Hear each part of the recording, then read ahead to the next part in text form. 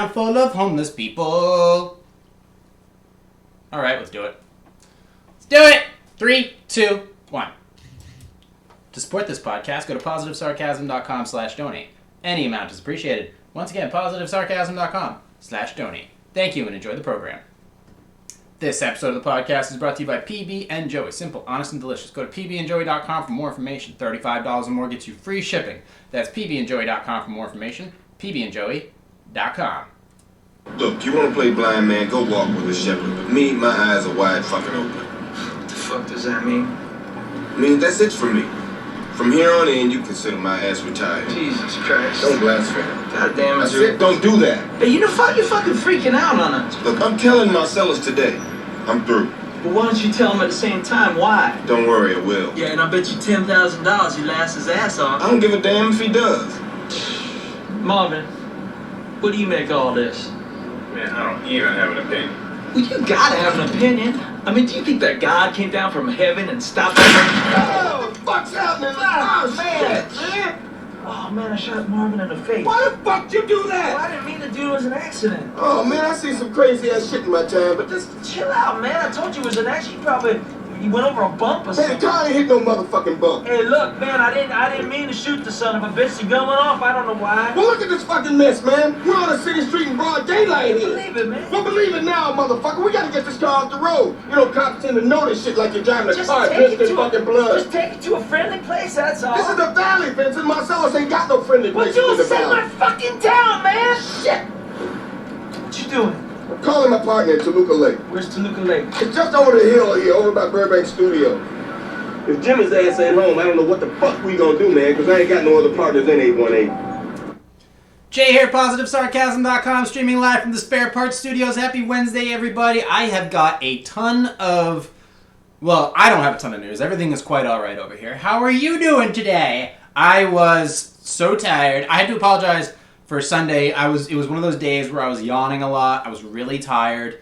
I've probably done the same thing and apologized for the same thing. But sometimes you're just tired because when you're a working machine trying to make hot content, design new content, and all this other stuff, and you want to be a wedding videographer too, and you want to go shoot puppies. Well, I mean, like on video, not like, you know, with a 12 gauge. But in any case, okay, I'm rambling. It only gets people in trouble. Yeah, you tend to get tired sometimes, and I kind of wandered off. But I got a ton of news today. I've got actual Hollywood news. I've got stock news. I've got living news. I've got class action lawsuit news. Science news. I've got dig.com. I got one that's going to spin the dreidel for days. And I got with something, and then I've got, of course, more Hollywood movie news. And then, of course, some original thoughts. Well, I call them original, but chances are I probably just copied them from another podcast because I listen to like 15 of them. You can stream live you can stream this thing live every week. So it's the positivesarcasm.com. It used to be a link there. Is that a spider on the wall? Squirrel! Streaming every week, facebook.com/positivesarcasm. Or is it positive sarcasm? No, it's facebook.com/POS. Sarcasm. Maybe my alpha brain dosage is off. I gotta go talk to Joe Rogan about that. I want my money back. You can also stream on YouTube, the YouTube channel, Positive Sarcasm Podcast. I'm sweating already. Maybe it's because of my second cup of coffee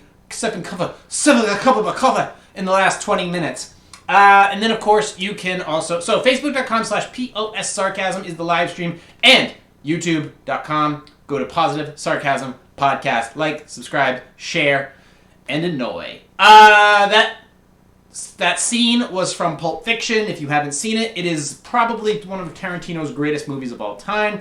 He's one of my favorite directors and writers, so go ahead and check that out. The movie is designed in the sequences are backwards. Everything is backwards and jumbled up. So things that happen at the end of the movie actually took place in the beginning. It's one of those movies where nothing is in sequence. It's really clever. Took me, when I saw it when I was much younger, I had no idea what was going on. But now that I figured it out, it's definitely one of the best pieces of filmmaking ever.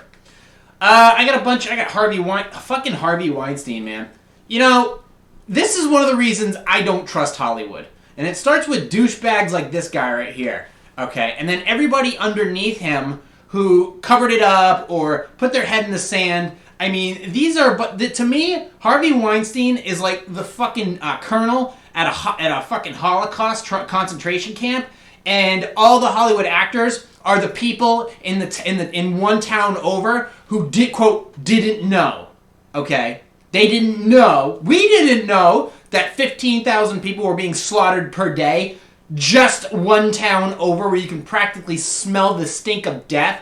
Meanwhile, this fucktard is going there and raping all kinds of bitches in 2 different states.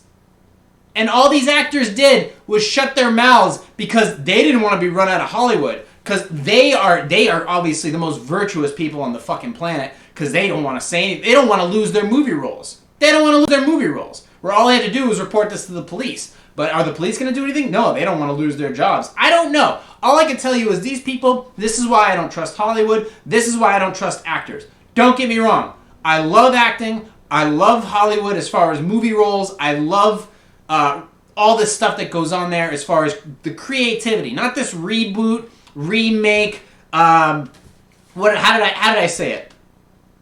Okay, sequels that nobody wants, adaptations that nobody ever read, reboots that we're just flat out tired of, or just don't work altogether. I missed the original stuff. That's why I liked 1917 as much as I did. Even though it was a war movie, it's still, the cinematography of it was very challenging, and I appreciate that. As much as I didn't like Dunkirk, I do appreciate the attempt by Christopher Nolan, and he's one of my favorite directors of all time. He can't shoot fighting sequences for shit, but I still loved him in Interstellar. Brilliant attempt. But as far as directors or producers or actors or anybody who acts like this punk-ass bitch here, who basically gives anybody a bad name in Hollywood, but it turns out that everybody in Hollywood was in on it. Everybody in Hollywood was thanking this guy or just plain out giving into this guy.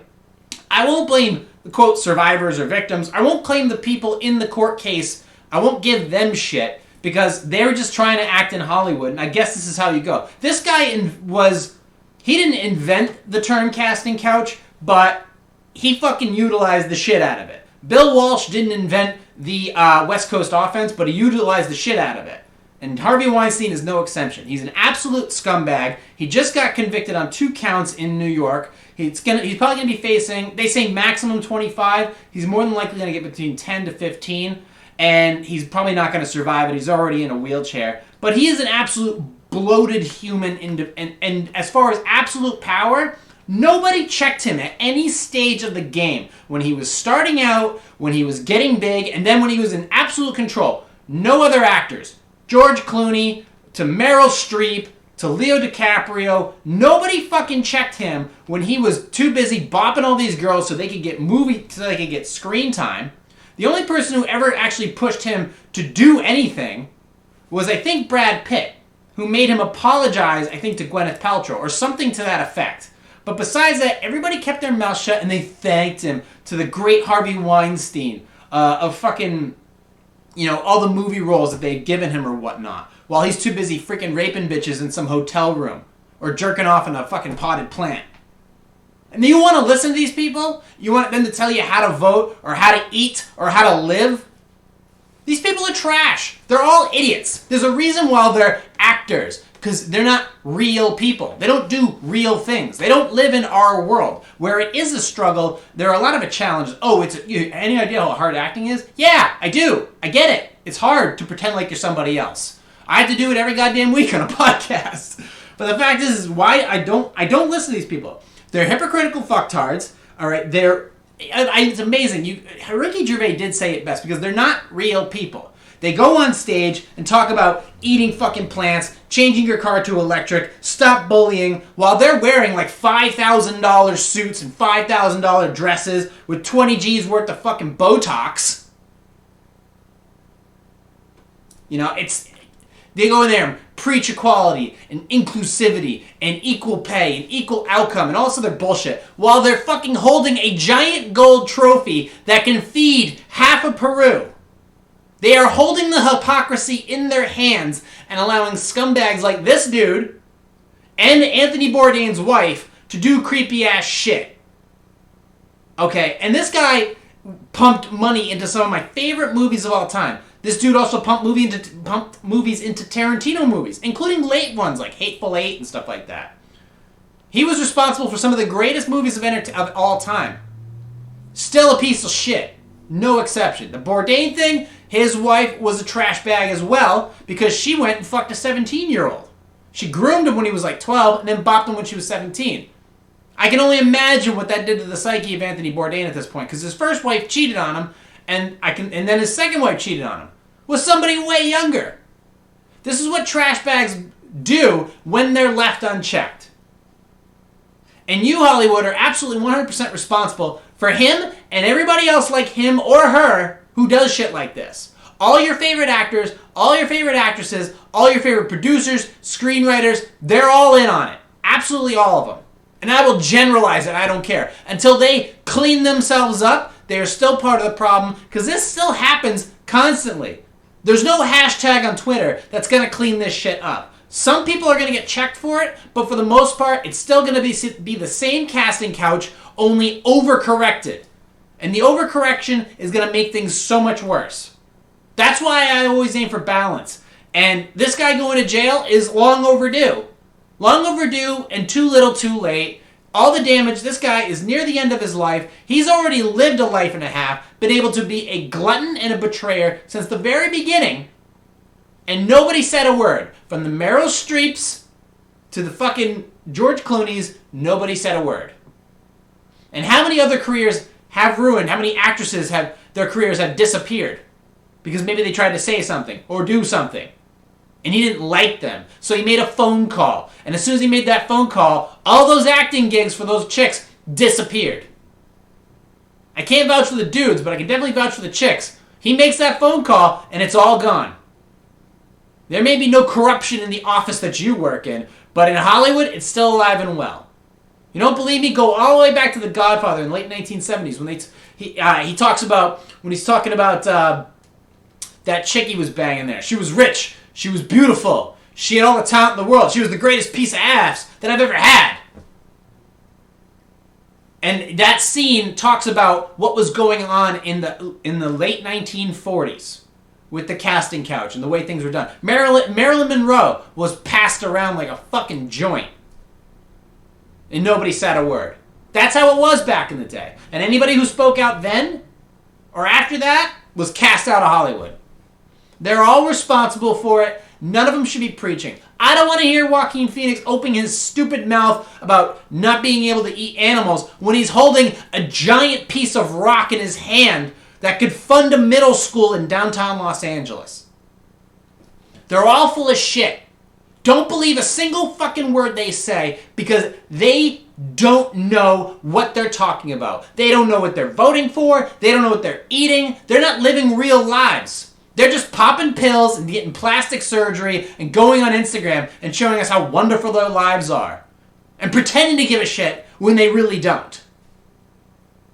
You can go ahead and prove me wrong. Yeah, I'm sure some of them struggled to live a hard life. Okay, Dwayne Johnson, guy struggled from the bottom, worked his way up. But guess what, Dwayne? You want a fucking platform? Now's your chance to make an example and speak out for the rest of them to tell you how this bullshit, if you see it, you call it like it is. Because Dwayne, nobody can tell you at this point, Mr. Johnson, excuse me, Mr. Big Rock Johnson, that you are in a position where nobody can take movie roles away from you. So how about you take a stand and say, like, this shit can't happen. You got 52 fucking movies lined up and 78 Jumanjis coming down the pike. So guess what? Why don't you set an example for a better Hollywood with real people, with actual thoughts, with actual credibility. And maybe shit like this won't happen anymore. Or at least it'll be minimized. Not this overcorrection Megan Rapinoe bullshit. Where all of a sudden, oh, they're so brave on the cover of Time magazine. It's all crap.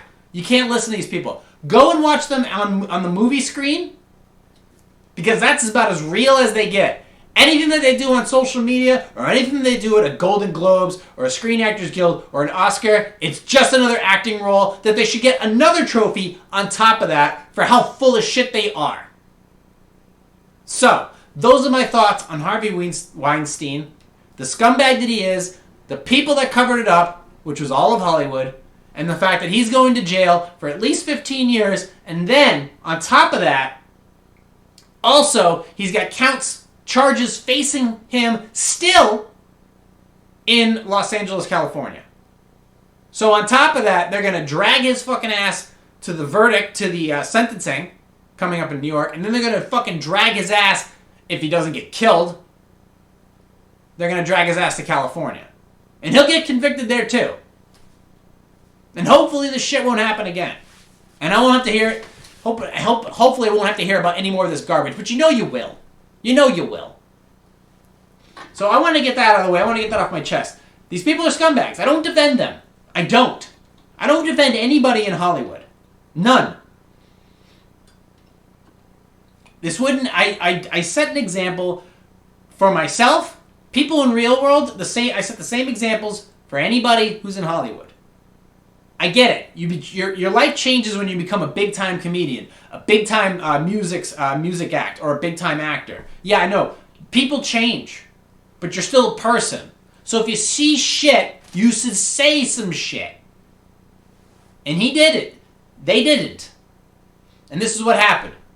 They maybe could have found out about... Obviously, if it's a 1 or 2 time thing, people may not know about it. But when it's dozens and dozens of people, and then you filter out the ones who are full of shit, there's so many left over. There's so many left over that people had to have known and didn't say anything. Went out of their way to not say anything. Not a conspiracy, simply because of the fact that they did not want to lose out. Or maybe it wasn't any of their business. If you know of a crime, you should say something. This isn't some project neighborhood where you keep your mouth shut because you don't want your shit getting stolen. This is motherfucker controlled Hollywood, and many other people liked him, and people were afraid to lose their roles. And now they're all like, we didn't know. You all knew. You all knew, and you did nothing. Okay, y'all knew. This isn't like somebody maybe cheating once or twice. Or somebody fucking having a small moment where maybe he got into a domestic situation. This is a dude on a different level. Okay? And he was empowered by all of Hollywood. All of Hollywood did this. All of Hollywood did this. And the people in the paper, in all the news organizations that bought the story maybe, if it was there, and then killed it. So anything you're watching, any news, anything from Hollywood, anybody speaking out, like there's some fucking... virtuous human being, that's all bullshit. And you should ignore these people altogether. And it maybe, just maybe, it'll disgust you enough to know some of these people, to know what they covered up or didn't do, to maybe not go see their movies. Not everybody needs to be on a pedestal, shouting out what should be done, when they're not doing anything at all. You want to help? I don't need your money, I need your action. I got my own fucking cash. I got my own studio. I got my own shit. I put it together myself. If you're going to be an example in Hollywood, open your goddamn mouth. And not for some bullshit fucking, Academy Awards speech. Where you're standing there holding 20 grand in your hand. Don't fucking tell me about what I should be doing. I'm doing enough. I'm doing enough. You do your part. Not telling me how to vote, or how to eat, or how to think, or how to travel. I earned my spot. I earned my shit. I don't want to hear about what you do you. And when you see something that you know is wrong, act on it.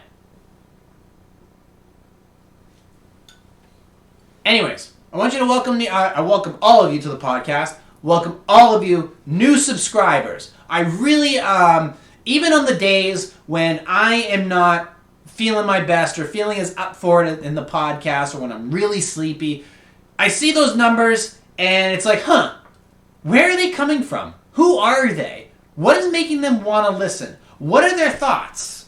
What are my thoughts when I see them? And what are my thoughts about what their thoughts are? You never know who's watching.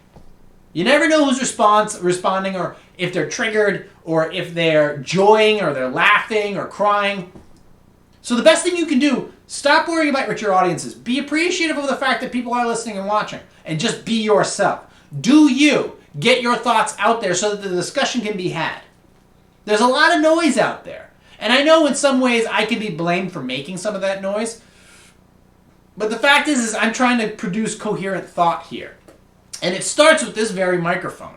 And the fact that you see all this stuff behind me, all these ideas, these thoughts, these products, putting these together, my little universe here to produce to you, things that you can see and you can ask questions on. What's that? What's that? What's he drinking for coffee this week? Where did he get that mug? What are these stickers? Who made the stickers? What computer equipment is he using? The stuff behind him. What does it mean? What does it matter? And all that noise. My thoughts to you, actually. If you are thinking about taking a risk, starting out as a fool, as Jordan Peterson says, and which is the precursor to the savior, starting something new and being bad at it, you got to develop a tunnel vision. There's so much noise out there of people telling you what you should be doing or what their friends are doing or you got to develop a tunnel vision. Everything has to be a slight murmur. That way, the thoughts that do get in are strong enough and logical enough for you to actually maneuver correctly through that tunnel. But you got to be focused on what's ahead of you. You can't be deviating simply because of what somebody else is saying. The reason they're saying it is because you said something about what you're trying to do. So keep your mouth shut, develop a tunnel vision, and try to search for examples that help you produce what you're trying to produce. I just started doing a podcast again. I started doing it in 2015. I was just having a beer with my buddies. That was all I was doing, was getting out there, goofing around on a microphone, just like a lot of podcasts in the beginning. But they went away, and I had this fear that I wasn't able to do it myself. I had a fear, just like anybody else, I had a fear that I was not able to sit here and do a podcast myself. But as I watched my comedians, some of my favorite comedians rise, some of them have interviews. A lot of them have interviews. They go and they do interviews. They have somebody else to blast ideas off and start a conversation and have a theme. I had no theme, and I had no guests. I had no Ed McMahon here to bounce stuff off. Every once in a while, maybe I'll have Johnny Monotone in studio, or maybe every once in a while I'll have a guest in studio. I'm trying to get Jessica Rainville and Joey Klamka here to interview, to kind of switch it up every once in a while. But I was afraid not being able to do it myself. And look at me now, 100 and something podcasts later, hundreds of subscribers, and millions of cups of coffee, and it's working. It's working because I stumbled through it, and now I'm off and running. And it's only going to get bigger. But you have to develop that tunnel vision. And you got to ignore jerk-offs like these fucking idiots I was talking about. And I'm curious to know who you are and what your accomplishments, your goals, or your questions are. Because I answer Q&As here every week. And I'm curious to know what your thoughts are about it and what questions do you have of your own. Because even if I don't know the answer, I can go and find out, or I can bounce the question off the audience. It's cool. It's totally cool. So I just want to know what you think about that. And I have also, if you're new to the podcast, themes of this podcast. Question and answer, and a whole lot of coffee. Coffee this week is by, what the hell, how do you say this? Dalmar Perdomo. It's German coffee or Dutch or something like that. It's actually pretty good. I was heading over to TJ Maxx. I was going to get some hair product because my lettuce was a little loose on top of my head. So I went and got some hair product. And normally you can actually go and get Illy's at TJ Maxx. Illy's is a good Italian coffee for inexpensive, and they had a thing in Dalmar, so I bought that, and it's actually pretty good. It's got its own flavor. It comes in whole bean. I love it. It's quite delightful. And of course, instead of spelling coffee with a C, they spell coffee with a K. So you know it's good. So anyways, you can support this podcast and this whole website, positivesarcasm.com/donate. Any amount is appreciated. Also, free stock on Robinhood. Okay, the stock market has been a little crazy lately. This whole fucking coronavirus, the reason everybody's freaking out is because it's stopping production of anything that is possible, because everything takes place in China. Tesla's chassis, Apple products. It's all done in China. China. So anything that's being done there has to be scaled back in order to reduce the spread of this. So that's another thing. And then tourism, and then all kinds of other shit. And any package that comes out of China has to be scanned. I mean, that's another reason, one of the reasons why I don't buy a lot of products straight from China. I'll wait for it to be in a warehouse somewhere in the United States before I go ahead and order it. I like to order American products. A lot of stuff that I order is an American product. So it is slowing down the economy because it's slowing down production, and it's scaring a lot of these companies from not wanting to. It's scaring stockholders from wanting to buy or hold, and what happens is you see a rise in bonds, you see a rise in purchases of gold and minerals and hard material, and then other things. So you can go and talk to an advisor, and they'll tell you the normal patterns of when people panic. And it doesn't take a lot for people to panic in the stock market and see things drop. But as hard as the stock market can tumble, as quickly as it comes back. And you don't want to be caught in that chase. That's called dumb money. Dumb money is spread often in the beginning of the day at around 9:30 and at the end of the day. Usually at the end of the day, the market rallies. So a lot of your money that you could have lost in the morning will come back. And there's after hours trading. I've generally, from my experience, the best time to buy is in the middle of the day when everybody's all getting all fat on lunch. You see a plummet after the initial rise or fall. You'll either hit the middle or you'll hit the drop where you'll be buying at the lowest point. And then you can purchase at that point and then rally at the end of the day. So I think that would be the best place. And if you are not a day trader, which requires $25,000 minimum, you can always buy during the middle of one day and then sell the next day. And it's completely legit. It's not inside. It's not illegal. It's perfectly good. And then you can profit. And just start small. Start with little stocks between $2 and $10 and just play with that money. And you can. If you learn, you may not understand a lot that goes on in the stock market, but if you learn pattern, you'll make profit. And I did have some stocks. Maybe I'll grab a couple and I'll give you a couple ideas. And I did, even though the stock market was crazy last week, I came out on top. And if you're smart and you follow patterns, you can too. Anyways, you can do it. You can too. So I got a ton of articles. All right, so I've been following this whole, I bitch and moan about Windows 10 all the time. Well, Windows 10 is an article. There's a bunch of, this one I pulled from How to Geek. Chris Hoffman wrote this. Shout out to Chris Hoffman. Windows 10, they're changing their start menu. It's Windows 10X, but it's still Windows 10. And if you probably own a computer, you switch to Windows 10, unless you have an Apple. Windows 10 has those tiles. Windows 8 introduced the tiles. The tiles aren't terrible, but it's what they're doing now is they're killing off, because any type of a display alteration can chew up resource like RAM and all that, and processing space in a computer. So if you simplify the display setup, you get more power out of a computer.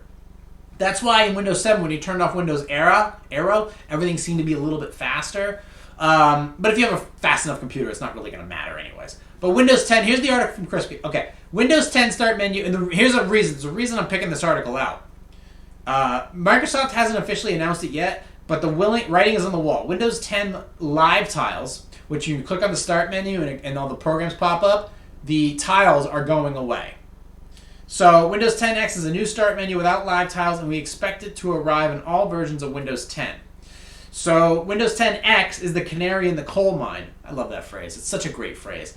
And Windows 10 is designed for dual-screen devices, but that's not all it is. Windows 10X is a modern version of Windows 10 that runs applications in containers. Beyond that, it includes a new simplified interface. The new simplified interface is as follows. It's basically just a start menu, and that's it.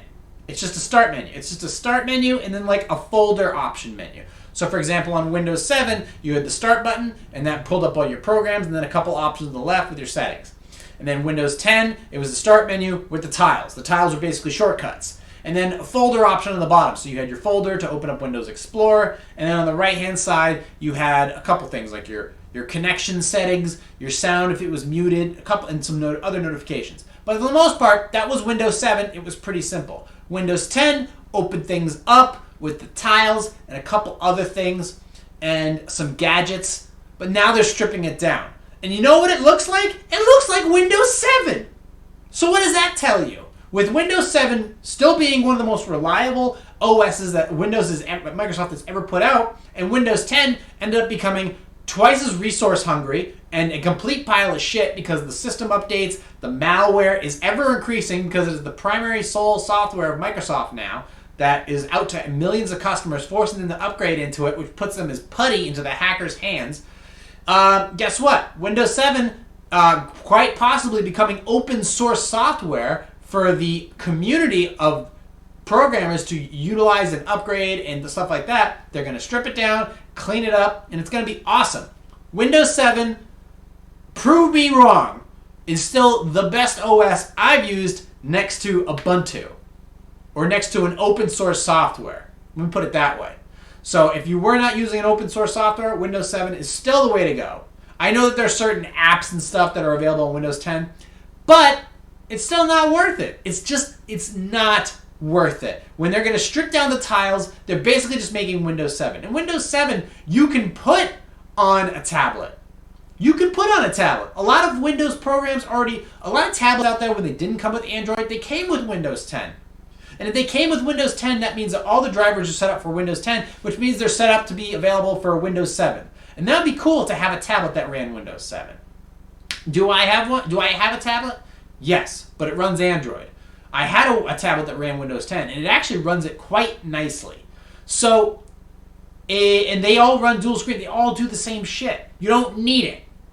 You don't need it. All they're doing is stripping it down. They're stripping down Windows 10 to make it more mobile and lighter so that it will run faster on tablets. Just makes it it looks like Windows 7.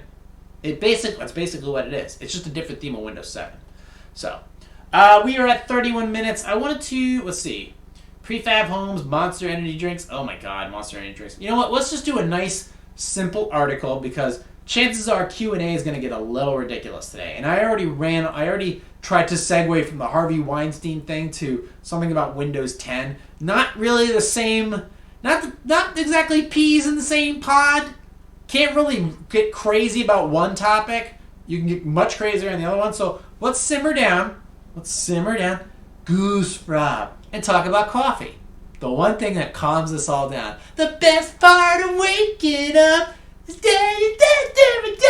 So, 18 reasons. This is by Coffee Corner. Hello, this is Coffee Corner. I'm your host, Coffee McJavaface.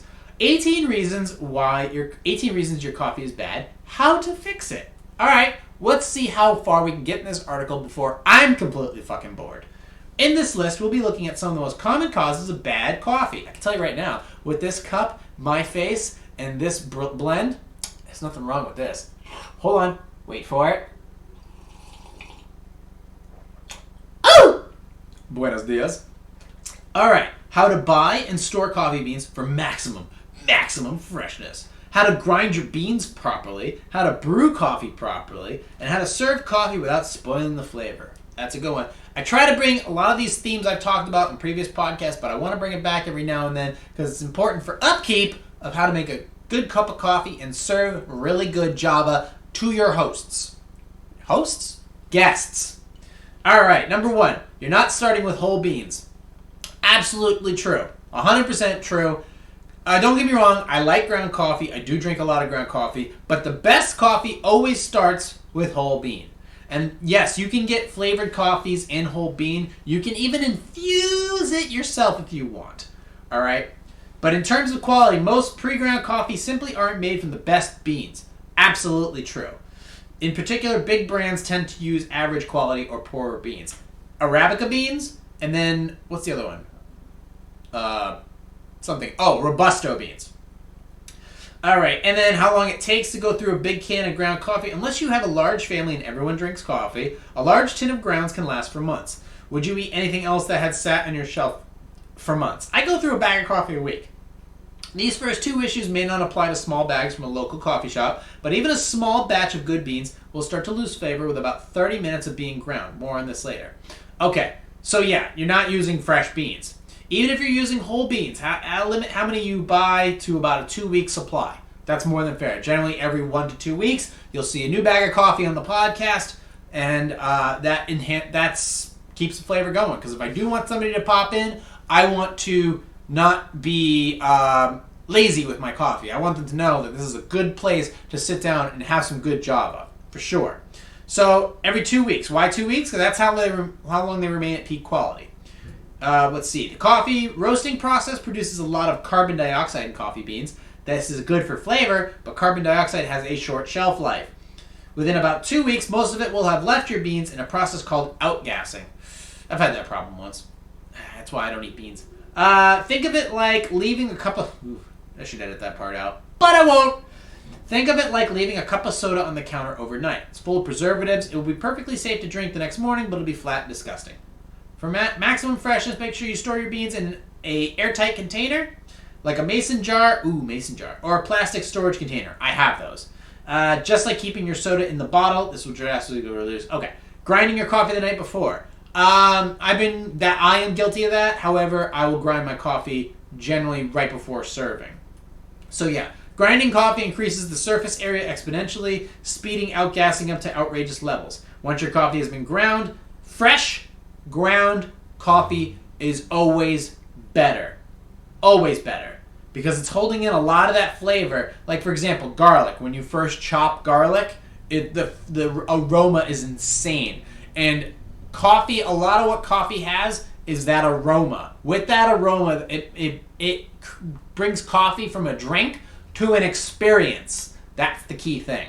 So if you're grinding your coffee the night before, beans are going to save you from a weak cup of joe. Grind your beans in the morning using an automatic coffee maker. Coffee grinders are not expensive. Black & Decker one's $15-20 and you're done. They're easy to clean, and even if you don't clean them, they're still great. They chop it pretty quick. They're easy to use. They plug right in. Integrated grinder that will grind for you. Your grind is too fine or too coarse. I personally am not a big fan of full coarse. I like extra fine is fine. Anything after medium coarse, you're good. A medium coarse, depending upon the strength of the bean, but a medium grind or a medium fine is perfectly okay. But if you really want to get if you really want some deep coffee, you can go with extra fine, which is usually for pressing espresso. In general, pre-ground coffee is made for a standard drip coffee maker, like a Mocha Master or disposable filter. If you use these grounds in a French press or a reusable filter with a loose mesh, you'll end up with grounds in your coffee, which is an issue I have because I tend to ground sometimes a little finer, or I'm already using ground coffee, which will make its way out of the mesh when I press down, and it'll end up in the bottom of my coffee. But you can still avoid that by just not drinking the entire cup, leaving a tiny little millimeter on the bottom, and then you won't take that last sip and just get all that dirt in your mouth. On the other hand, you want to grind your coffee extremely fine for an espresso or a Turkish coffee. I had a Turkish coffee at this place down the street the other day, and you know what? I wasn't a big fan, but I do love Turkish coffee. It just, this one wasn't the one. This one wasn't the particular one. I liked it because it's coffee. It's coffee. It's yeah, great, I'll drink it. But this one wasn't as... I was a little disappointed. I was underwhelmed.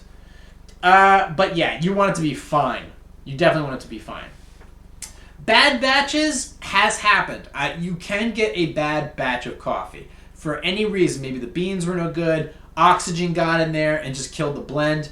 Roasting your own beans, I've had batches of custom coffee that have had absolutely zero. Whole bean, no flavor. Zero flavor. Generally, if you want a whole bean coffee, you want it infused or you want the oils. For example, you go to Aroma Joe's. If you go to Aroma Joe's and you get a whole bag of the whole bean, the darkest roast they have, you'll notice that the beans are covered in this oil. The oil that's still secreting from the bean, and it's just wonderful. Different batch of beans. You're using cheap coffee. Ugh, fucking cheap coffee. It only costs a few more dollars. From that $3 or $4 bag that you're buying to like a $6 or $7 or $8 bag, the whole experience of what you're drinking completely changes. And whole bean coffee is right in that wheelhouse. Cafe Bustelo is ground coffee, but it's vacuum sealed, and it's consistent, so you know exactly what you're getting every single time. Buying fresh beans and grinding them yourself won't turn the discount coffee into good coffee. That is mostly true. Good coffee, it doesn't have to be expensive, but you do got to spend a few more bucks in that situation. There are plenty of good, inexpensive roasts, but like anything else, you have to step up. Don't be so cheap. Let's see, who's this from? Just checking messages. Robert sent a photo. Let's check that out. Let's see what Bobby had to say. Oh, he's fucking marinating a piece of meat. That son of a bitch. I'm gonna have to stop by this weekend. I got some clients I gotta visit up, and I'm gonna be in Bobby's bridal or groomsman party, so we gotta go discuss tan linen suits. So okay, you're using cheap filters. If you're using a bulk disposable filter for your coffee, they probably don't contain dioxin. They probably contain dioxin. Not only is this chemical a carcinogen, it can also cause your coffee to have a sour flavor. Unbleached paper filters avoid this issue, but still retain a lot of the oils that give this coffee, a good coffee, its richness. If you notice that when you buy a lot of flavored coffees as well, they tend to have a sour taste to them. And I'm not a big fan of that. That's why I generally stay away from a lot of flavored coffees, especially ones in like the $4 to $5 range. I don't like that sour. I don't like that sour taste in the coffee. It kind of ruins the whole experience for me. I'll generally flavor my coffee with chocolate or cocoa bean or something or whatever, or I'll infuse it with like coconut flakes or coconut oil. That's how you want to do it. Buying the shit already pre-made, you're losing out. You want to spend. If you're gonna spend money, spend it right. Okay, so that's cheap filters. Using too much or too little coffee. Too much or too little coffee. Now, in a French press, you want to let the coffee sit for at least 3 to 5 minutes. When you pour the hot water into, and it doesn't have to be. They say boiling. Some say boiling, and some saying just before boiling. Let the water cool down a little bit. You grind the beans. You put them in. You put enough in. Okay. If it's a whole French press, then you want to do 4. I do 4 scoops of just fresh ground coffee.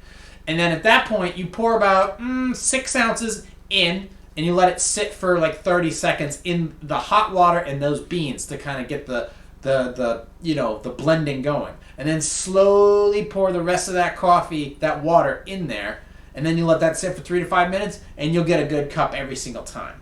But using too little, don't cheap it out, okay? There is such a thing as too much or too intense a flavor, but disgusting is too little coffee. It just makes everything watery, and you don't want to go that route. So know the size of your French press or your pour-over or your Keurig or whatever. Just know that when in doubt, go overboard. You can't go wrong. Pre-infusing your grounds, that's what I just discussed. Water is the wrong temperature. They say boiling is actually too much, but cold coffee, unless you're going to go with a cold brew, lukewarm is not going to get you anywhere. Tap water is another thing too.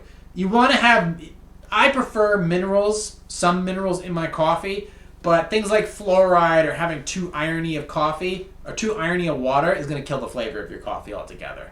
So make sure that you are using decent water and not hot water. Don't boil hot water.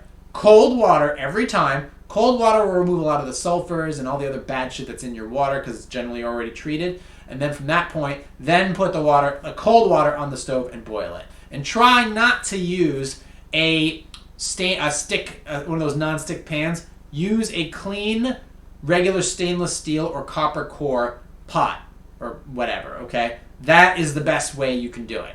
And if you're adding, in my opinion, if you are going to put some type of cream in your coffee, heavy cream, in my opinion, is the best way to go. Heavy cream, butter, maybe a pinch of salt, and maybe some coconut oil.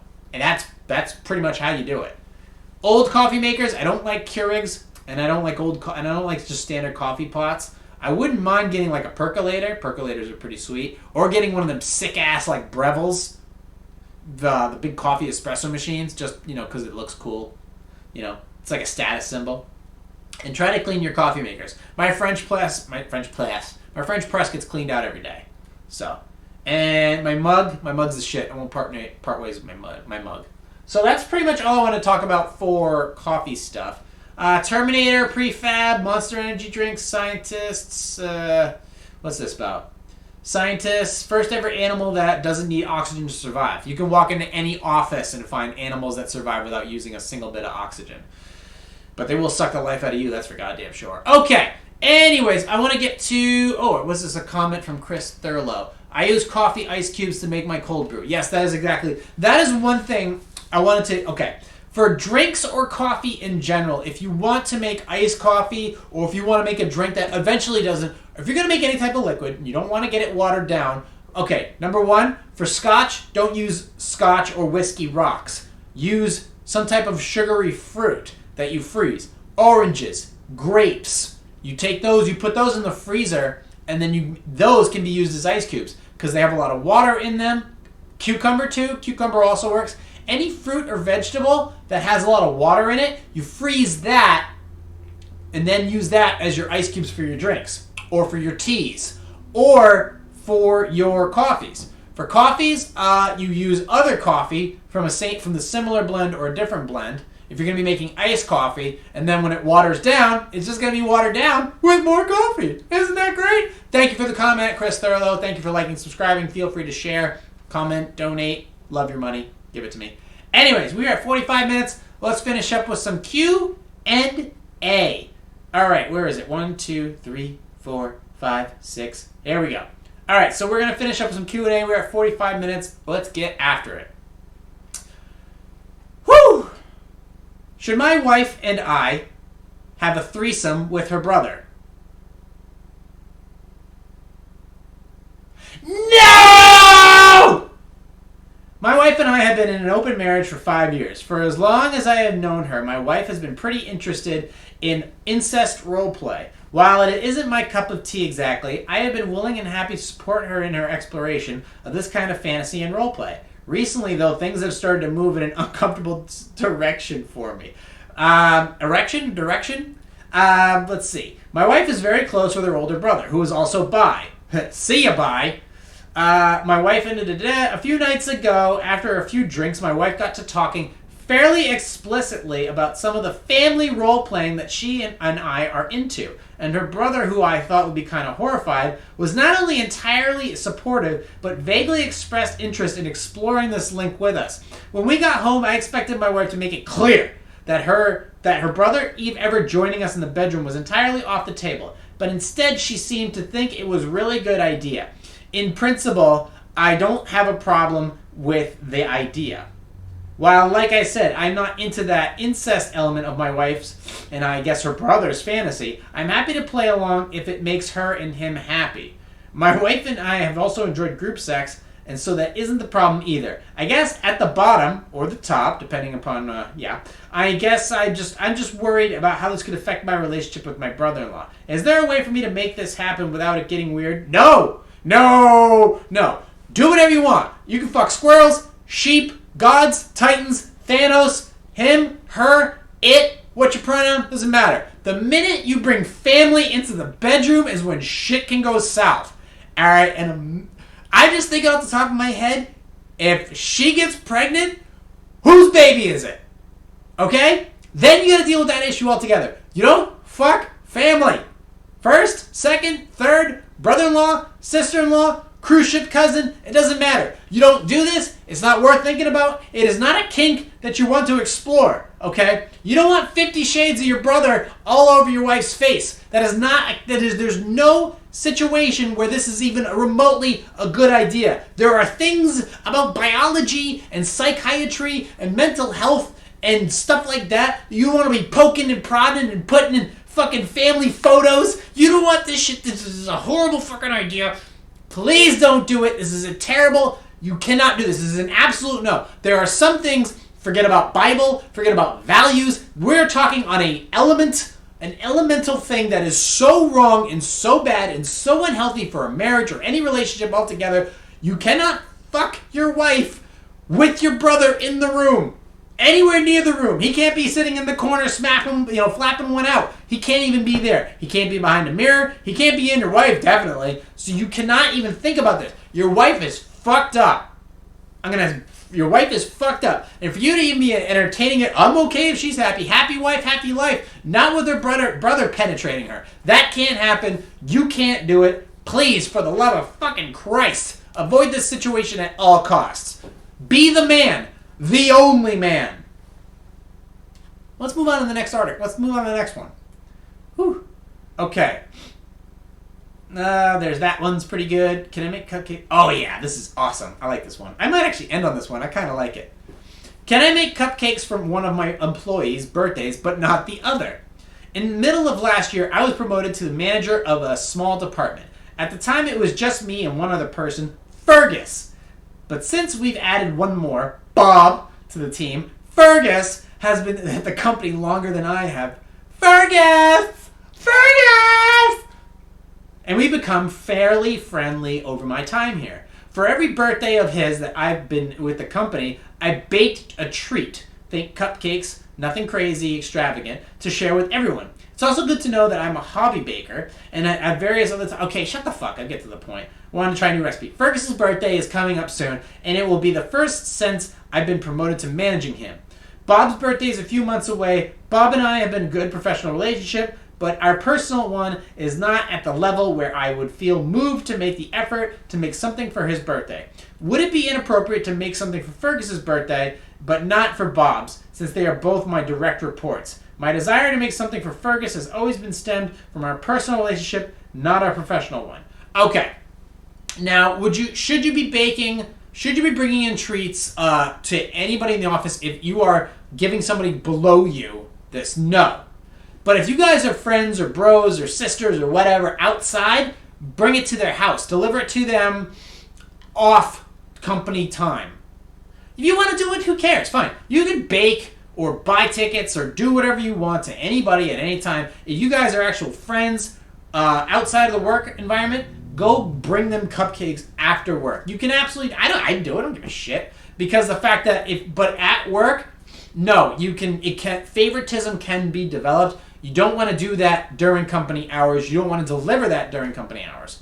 All right, I've seen it. It's just not a good thing to do. But afterwards, if you want to do it, fine. Who gives a shit? If you want to spread niceness or kindness or generosity in the world, that's fine. Just do it after hours.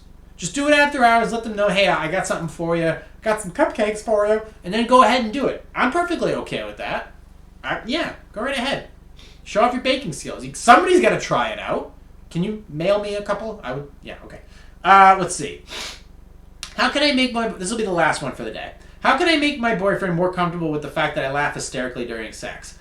I'm a 37-year-old woman and have been with my partner for 10 months. My boyfriend and I enjoy an active sex life, and we are deeply in love. I don't see it as a problem, but recently, every time I have an orgasm, I experience manic fits of laughter. I have never experienced this before, but equally, I've never orgasmed so hard before either. My boyfriend finds this amusing, but then struggles to climax.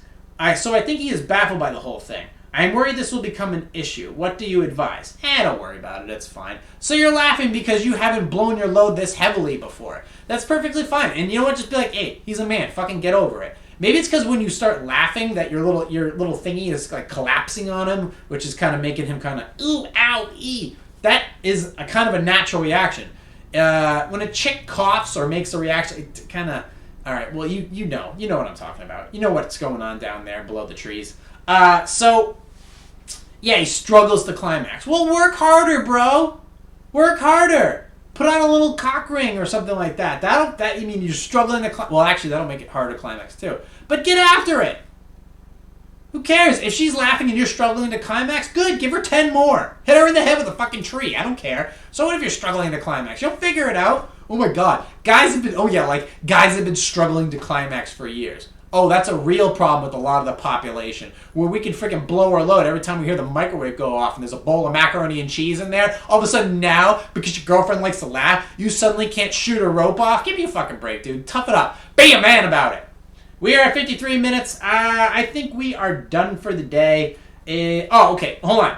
Now, one more question. Is it polite to call a server Missy? No, it is not. It is not polite to call anybody Missy. If you're going to call them Missy, you might as well call them a bitch. It's the same thing. It's not like calling somebody a broad. You can call somebody a tough broad, which actually means it's a compliment. She's a tough chick. She's seen some shit. But when you call somebody Missy, you might as well just call them a bitch. Because miss, is a polite thing. You call older women miss, they like that. It gives them a couple extra years to that clock, that atomic clock, soon to meet their death.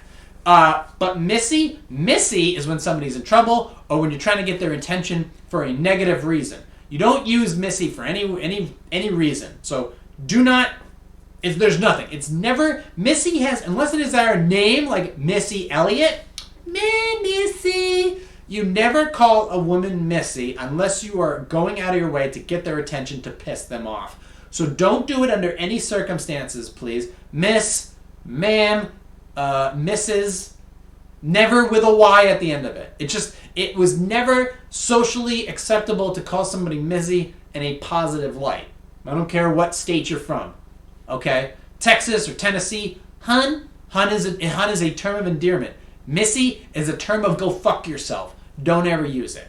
54 minutes, we are good for the day. I want to thank you all the new subscribers. I want to thank you, Chris, for chiming in on the facebook.com/POS Sarcasm for the fact that he takes his cold brews and he uses coffee that he made from a time before, puts them in the freezer, and now he's got cold brew coffee with actual coffee ice cubes. It's a great trick. I highly advise it. It's just an easy way to get more coffee with your cold coffee. It's certainly perfect. You can find me on social media at +sarcasm for Instagram, facebook.com/positive sarcasm if you want to be my friend and send me questions or comments, facebook.com/POS sarcasm for the live stream, and the other live stream, youtube.com Positive Sarcasm Podcast. And of course, my other channel, my infamous channel, The Positive Sarcasm. Go ahead and check that one out. Like, subscribe, share. I'm trying to work on some new stuff when I get a chance. The spring is coming. The spring is among us. So hopefully I'll get some more hot content out there for you very soon. I just got some clients that they want my work, and money is king, so gotta go out and get after it. Plus I got some wedding stuff coming up that I'm working on. Also, so check me out on social media. Check out my YouTube stuff, my coffee recommendations. Looking for posing music for bodybuilding or physique athletes, go to positivesarcasm.com/posing music. Subscribe, send me questions or comments through there and all that stuff. Movie reviews, positivesarcasm.com/movie reviews. Or I think it's movie reviews, but just go to positivesarcasm.com. It's all there. So check out all my information. And are we done? Am I done? Do I have anything else to talk about? Yeah, fuck it. We're good. This is perfectly fine. Okay. Oh, the Robin Hood thing. Yeah, okay. One more thing. So the Robin Hood. I wanted to get, we're going to be doing weekly stock updates because I know the stock market has been kind of crazy lately. I said I'd be giving you guys a couple to get after this week. Okay. FCEL, I talked about them last week. They dropped it this week somewhat, but now is a good time to buy them. If you want easy cash and you're going to sell them in a few days, they're selling right now aftermarket at $2.28. Go ahead and pick them up. If you want something with small dividend payouts, Yamana Gold, AUY. Intelsat is basically just their stock symbol is I. BioXcel, I'm going to hang back on them for a little bit. What was the other one? Oh, Brookfield Renewal, BEP. I'm not telling you to buy these stocks, but I am telling you to watch them. Brookfield Renewal is BEP. Is selling at $52 a share right now. They're up 61 cents today. They issued a $200 million inaugural green perpetual preferred units, so they are up a couple percentage points. They got a high hold rate on them, so definitely check them out. And let's see. Tesla, they dropped. I don't want you to invest in them. Aurora Cannabis, any Canadian cannabis right now, I would kind of steer clear of them. Wait for Snapchat. Once this coronavirus thing kind of gets kicked to the curb, expect Snapchat, which is SNAP, to rebound significantly. Same thing with Apple. Apple was actually was up today. So yeah, go ahead and check them out. Those are the ones I kind of recommend. And Ford, also the letter F. Ford is trading low, $7.21, but they also have a dividend payout. So if you want to sit on them for the long term, they have a 7.9 dividend yield, which means quarterly payouts. So if you got a little bit of money kicking around, go ahead and drop it on Ford. They're not going to get much lower unless they just completely flop altogether. So go ahead and check them out, see if it's something worth your time. Anyways, you can find me on iTunes, Stitcher, Google Play Music, iHeartRadio, Spotify, TuneIn, Podcast Addict, CastBox, and pretty much anywhere else on the internet. I will talk to you guys in a few days. Thank you for listening, watching, and subscribing. Streaming live from the Spare Parts Studios, this has been a Positive Sarcasm presentation.